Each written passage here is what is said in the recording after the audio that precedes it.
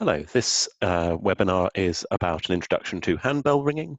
We're going to be looking at change ringing on two handbells. I'll be talking about handbell basics of how handbell ringing works, and then working through an approach to ringing plain hunt on 6 handbells, which sets you up for potentially having a go at ringing plain bob minor on bells 1 and 2 of 6 bells.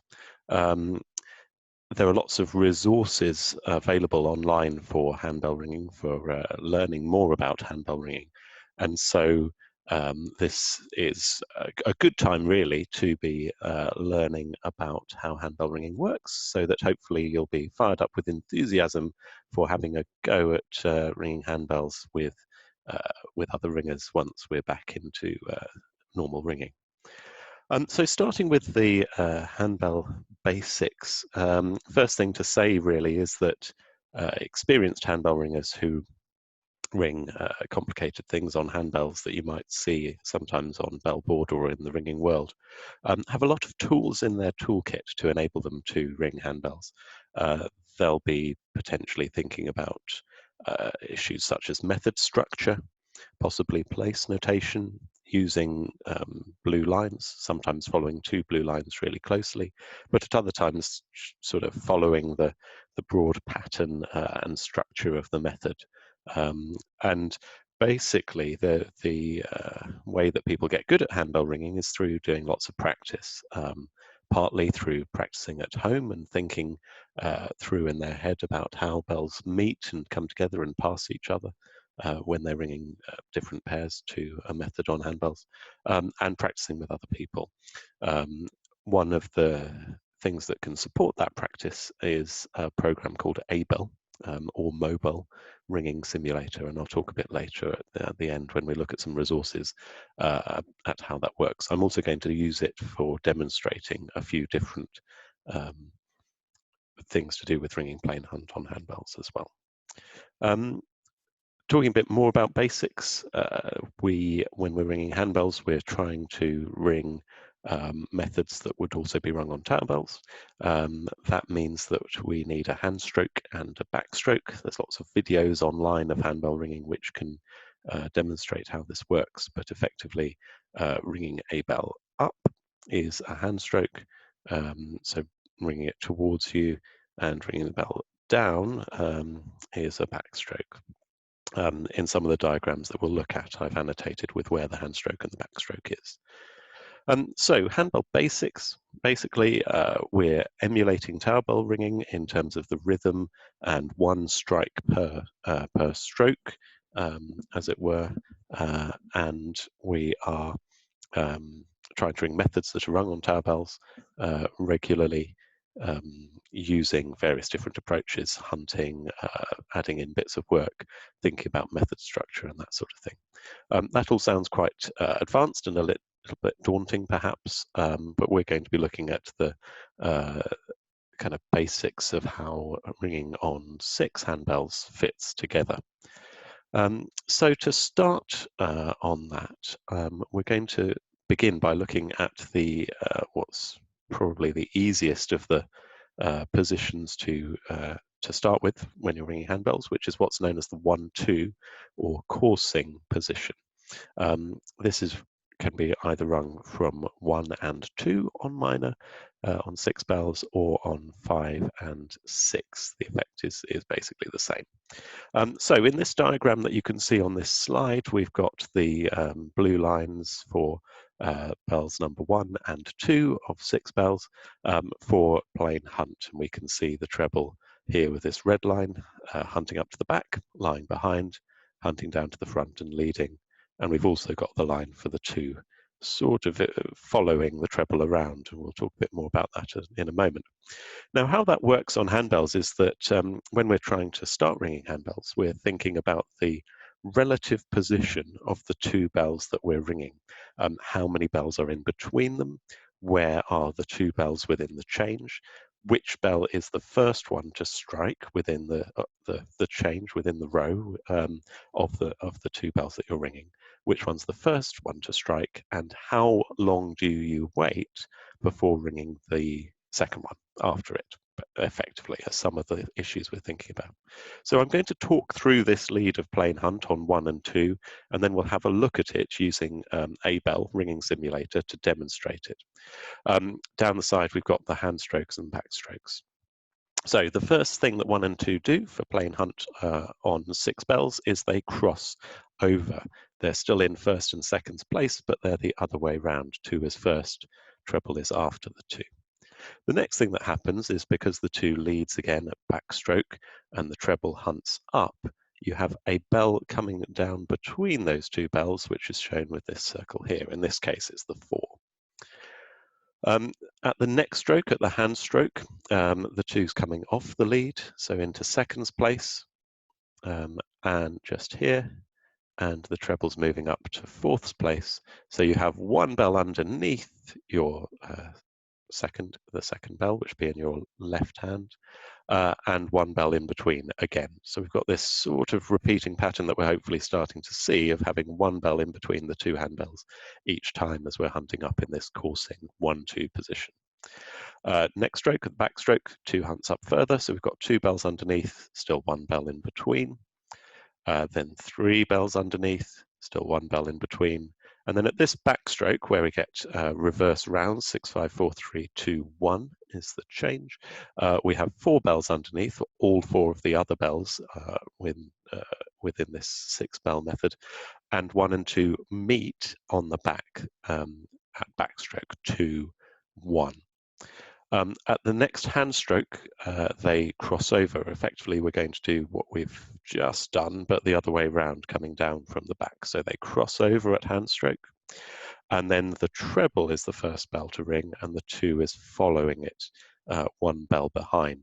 So the treble at this backstroke comes down into 4th place, 3 bells underneath, 1 bell in between. Seconds place, 1 bell in between. Third place rather, seconds place here, 2 bells underneath, 1 bell underneath, 1 bell in between. And then the treble comes into lead at hand stroke. There's 1 bell in between again, 2's in 3rd place, and then at this backstroke, they come back together into rounds. If you were practicing that at able at home, or when you're practicing that with real ringers, once you've got to that point, you've successfully run a lead of plain hunt on 1-2. I'm going to now demonstrate this, show this to you using a bell ringing simulator. Okay, this is a really useful program just to talk through a few different things. I'll explain how you can get a bell on your own computer or mobile if you've got a Mac at the end of the session. But effectively, you can ring on a wide range of different numbers of bells. You can add methods. You can enter touches or select different types of touches to ring, and you can set it either for handbells or tower bell ringing. You select a bell by clicking on it. You ring a bell by pressing the J key. The F key rings another bell. So you can do 2 bells very easily in terms of what you have to do, just pressing some keys on the keyboard. So I'm going to leave it to a bell to do the ringing. You've got the line here on the right, so you can see what's happening as it's happening here on the right. What I'm going to do is I'm going to talk through the places that the bells are in, and I'm also going to circle with the mouse the bell that's coming down in between each bell, between the 2 bells as they're ringing plain hunt. Okay, so here we go.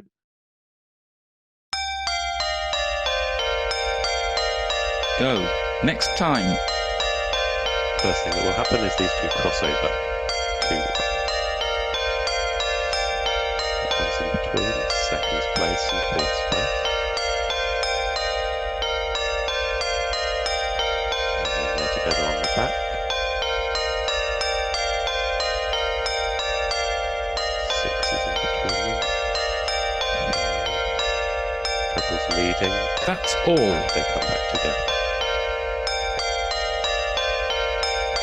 And we're back into round. Stand. So we've had that 1 bell in between on the way up, 1 bell in between on the way And you can start at that sort of pace if you get a bell and use it on your computer, start at that sort of 3-hour peel speed.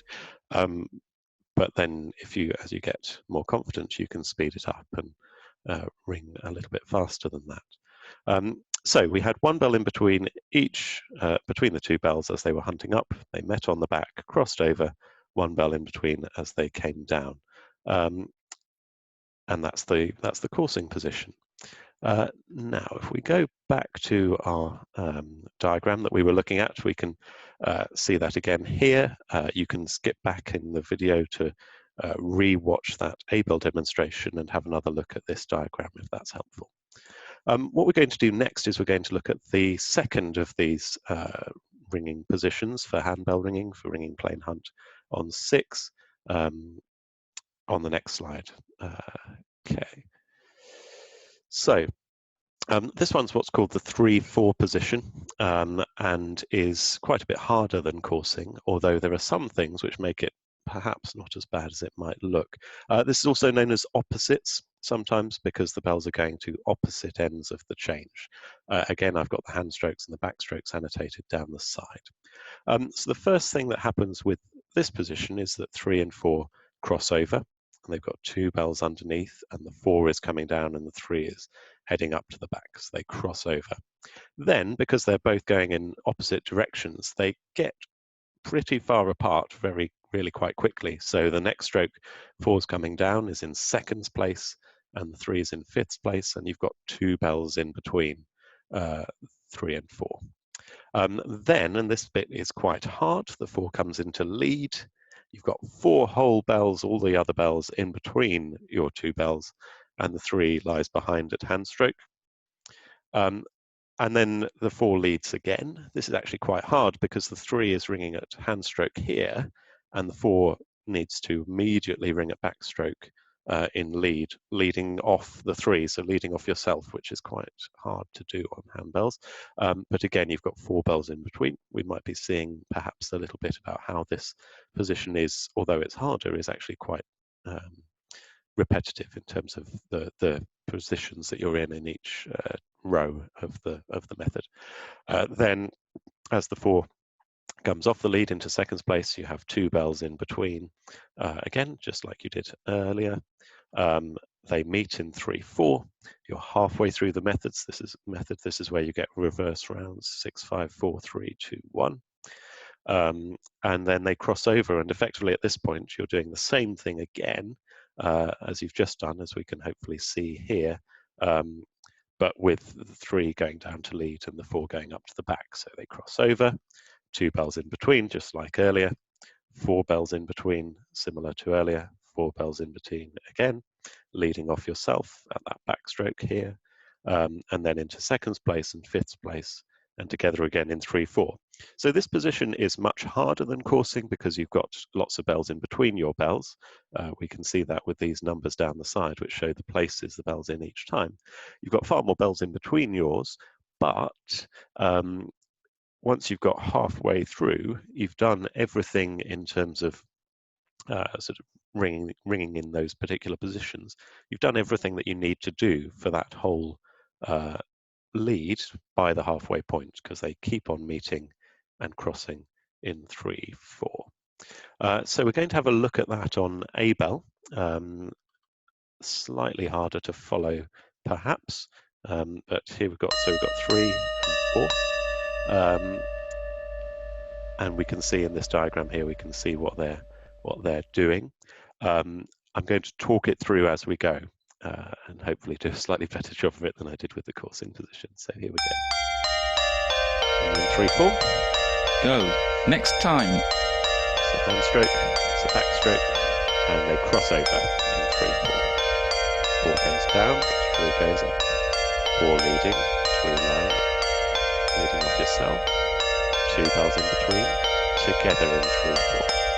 They cross over, 2 bells in between, leading and line, leading and line. 2nd place. That's 5th, all. and together in 3-4. And there we are. Stand.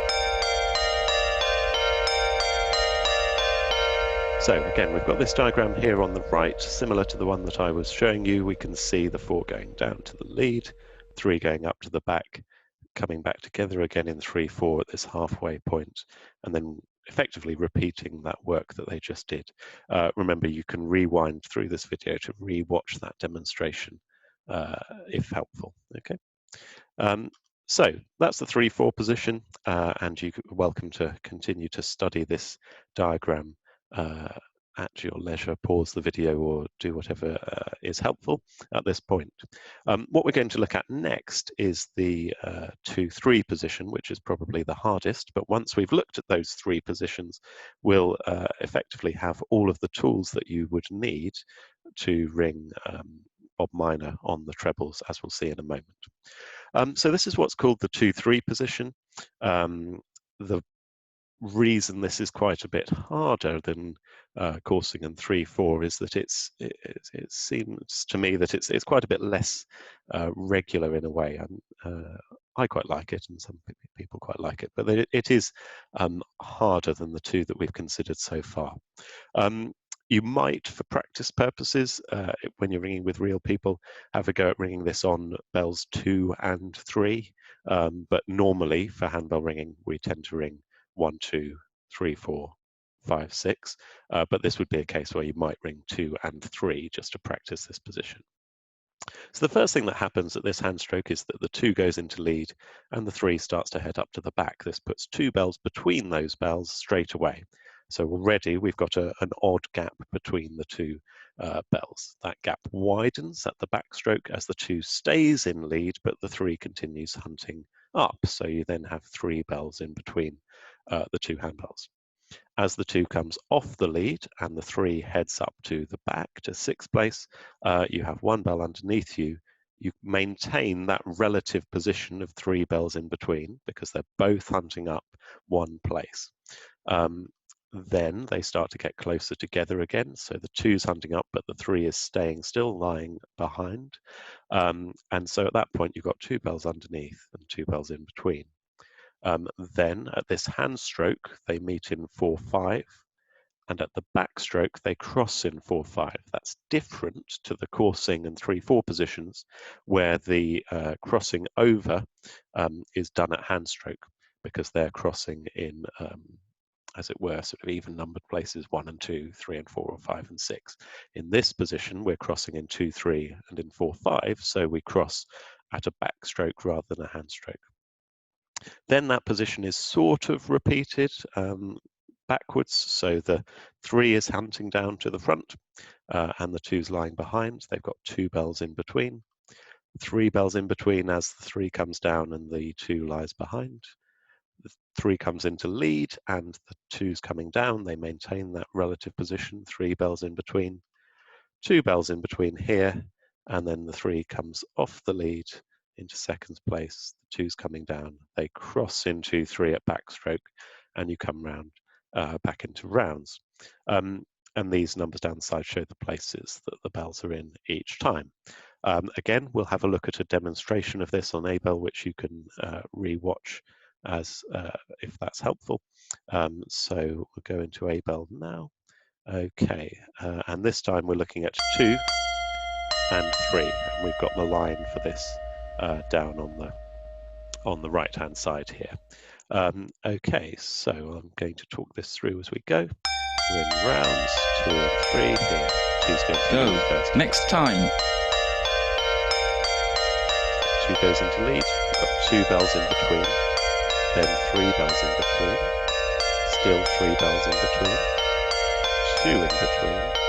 They meet in 4/5 and cross at backstroke. 3 down, 2 bells in between. 2nds and 6ths, lead and 5ths, lead and 4ths. Together in 2, 3. That's all. Cross at backstroke. Stand. Into rounds. Okay, and that's our demonstration of the 2/3 position.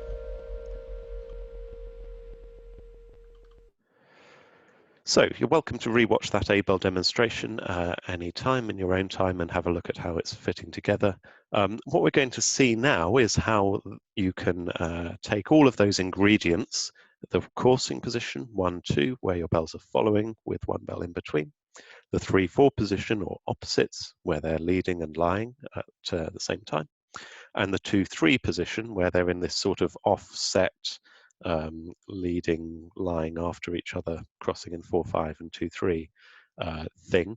We're going to see how you can put those together to ring a plain course of plain bob minor on 1, 2. So here we've got the blue line for plain bob minor, and it shows the treble hunting up to the back with this red line, and we've got the blue line of the 2 hunting round as well. We're going to look at the sort of structural effect of this method compared to plain hunt, where all the bells are hunting all of the time.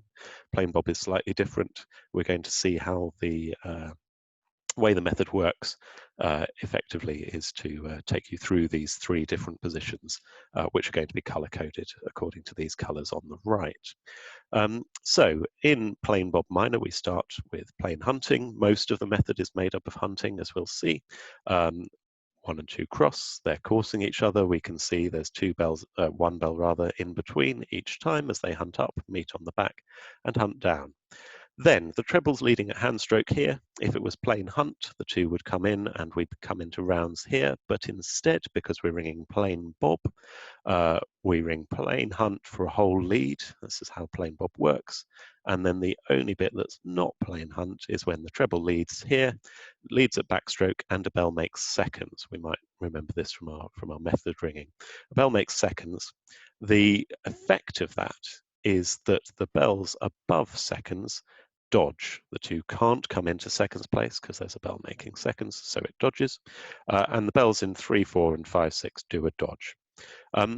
The effect of that on handbells is that basically, an effective way of thinking about it is that every time the treble leads, it's staying in the same place for a blow,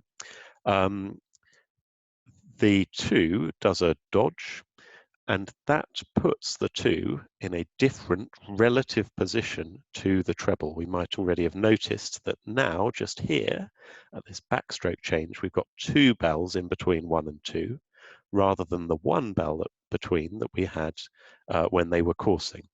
So that first lead, this highlighted in green, is in the 1, 2 position. They're coursing, but when the treble leads at backstroke, the 2 does a dodge. This puts 2 bells in between them, and it puts 1 and 2 into the 2, 3 position. We might have noticed that just here, this first blow after the treble's led at backstroke, as the 3 leads, the treble comes into seconds place, the 2 comes down into thirds place, and they meet in 2, 3. And at backstroke, they cross in 2, 3. So this lead here, they're ringing the 2, 3 position. And so we're hopefully starting to see how that practice and thinking about those 3 different positions can be quite useful, well, very useful for ringing bob minor. So crossing in 2, 3, and then we might recognize this pattern here, these relative positions, 2 bells and 3 bells in between in the 2, 3 position here as the treble comes up, and the 2's coming up a little bit later after it. They cross in 4, 5 at backstroke here, 2 lies behind, and then when the treble's leading this time, the 2 does 5, 6 down, which puts them even further apart than they were before, and actually leaves you with 4 bells in between the 2 bells, 1 and 2, which means that we've gone into the 3, 4 position, and we can see this here. As the 2 comes down and the treble comes up, they meet in 3, 4 and cross. 2's leading and treble's lying behind, meet in 3, 4 again here. And then at the end of that lead, where we've rung the 3, 4 position, when the treble leads here at backstroke, the 2 does a dodge back into 5th place, 5, 6 up, and that puts them into the 2, 3 position. Again, it's slightly less obvious than it was here, where we had the cross in 2, 3 straight away, but we might see there are 3 bells in between here, 3 bells in between again here, 2 in between, and then crossing in 4, 5 here at this backstroke. So they maintain that 2, 3 position as the treble comes down, crossing in 2, 3 here. And then the 2 does a dodge 3, 4 up, and that puts them back into coursing. So we've got one bell in between here as the 2's going up, the treble's coming up here. They cross in 5/6, 2 goes down before the treble, leads, the treble comes down, leads after it, the 2 makes seconds, and then we come back into rounds. So that's 5 times longer than a lead of plain hunt. There are 5 leads in plain bob minor, and each dodge effectively puts 1 and 2 further apart, more bells in between them, and then gradually closer together until they're coursing for that final lead of the method. And so once you've got to grips with those 3 positions, 1, 2, 2, 3, and 3, 4 positions for plain hunt, hopefully we can see how that sort of opens up the gate to ringing plain bob minor. And if you're ringing plain bob minor on 3, 4 or 5, 6, these positions, 2, 3, 3, 4, and coursing positions still apply.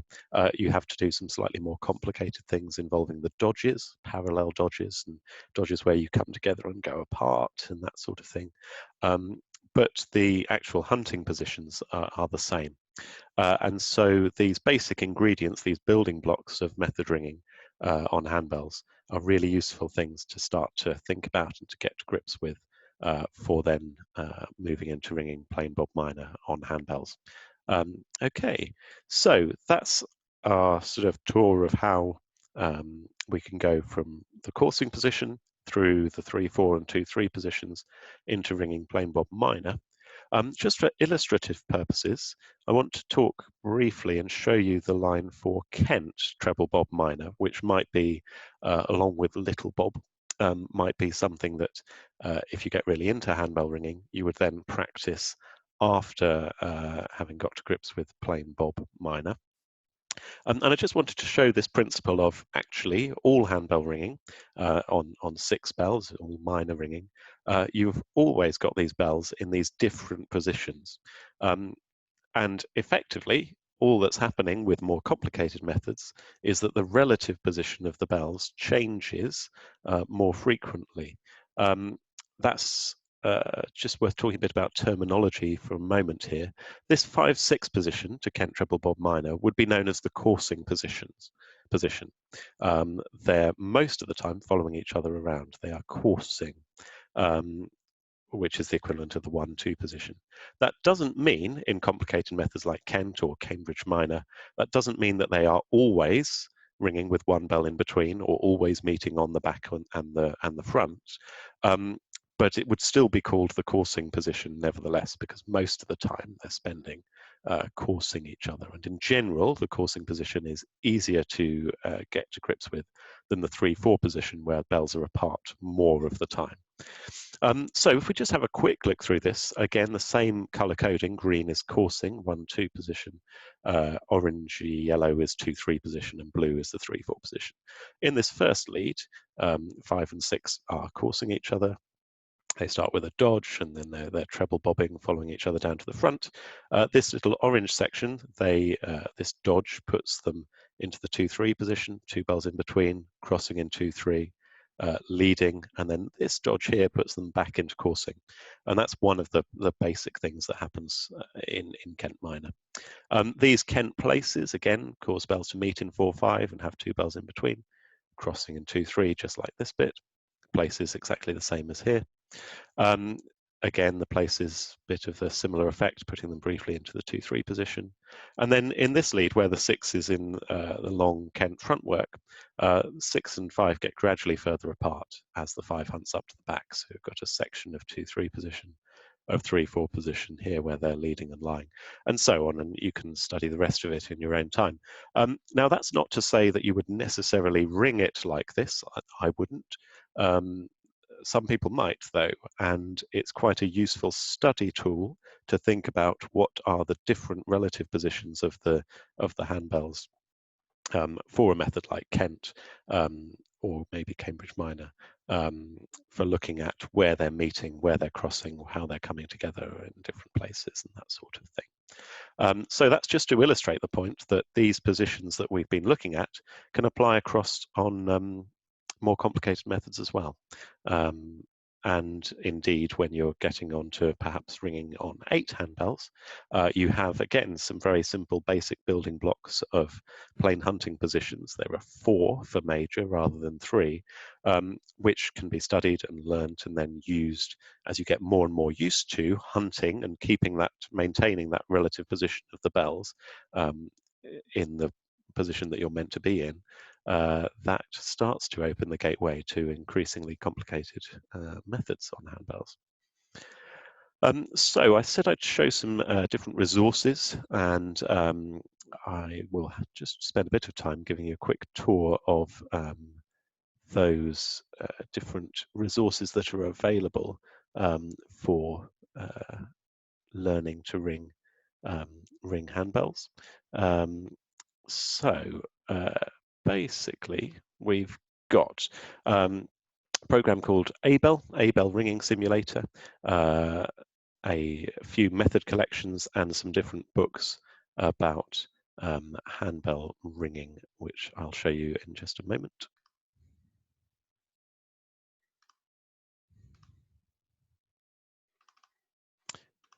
Okay, so this is the website for Abell Ringing Simulator.